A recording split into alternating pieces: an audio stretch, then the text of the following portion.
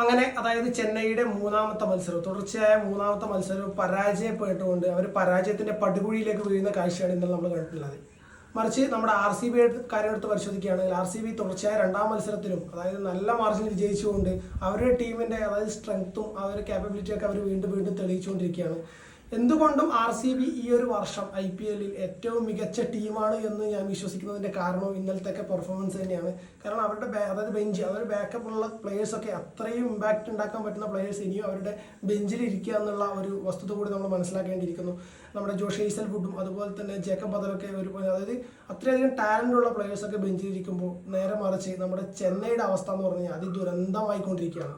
നമ്മളെല്ലാവരും സാക്ഷാൽ സഞ്ജു സാംസണിന് വേണ്ടിയിട്ടും അതേപോലെ MS ധോണിക്ക് വേണ്ടിയിട്ടൊക്കെ ആർപ്പ് വിളികളുമായി ഗാലറിയിൽ എത്തുമ്പോൾ അവിടെ ഗാലറിയിൽ നമുക്ക് വിരുന്നൊരുക്കുന്നതിന് പകരം അവിടെ അതായത് തോൽവിയുടെ ആഴങ്ങളിലേക്ക് ആഴ്ന്നു പോകുന്ന ഒരു ചെന്നൈ സൂപ്പർ കിങ്സിനെയാണ് നമുക്ക് കാണാൻ വേണ്ടി സാധിക്കുന്നത്. തുടർച്ചയായ മൂന്നാം മത്സരത്തിൽ നിന്ന് തോൽവി ഏറ്റുവാങ്ങിക്കൊണ്ട് ടീം പോയിന്റ് ടേബിളിൽ ഏറ്റവും അവസാന സ്ഥാനത്തേക്കാണ് ചെന്നൈ കൂപ്പുകുത്തിയിരിക്കുന്നത്.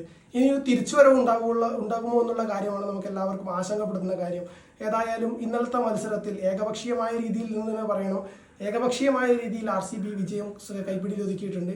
ഏതായാലും ചെന്നൈയുടെ ഈ ഒരു നിരാശാജനകമായ ഒരു തോൽവി വരും മത്സരങ്ങളിലെങ്കിലും മാറ്റി അവരുടെ ടീം ലൈനപ്പിലും അതുപോലെ ടീമിന്റെ സ്ട്രെങ്ത്തിലും അതായത് അവരൊക്കെ ഒന്ന് മാറ്റം വരുത്തിക്കൊണ്ട് പുതിയൊരു ടീമുമായിട്ട് ചെന്നൈ അടുത്ത മത്സരങ്ങളിൽ വരികയും ഈ ഒരു സീസണിൽ ഏറ്റവും മികച്ച പ്രകടനങ്ങൾ കാഴ്ചവെക്കും എന്ന് തന്നെ നമുക്ക് വിശ്വസിക്കാം.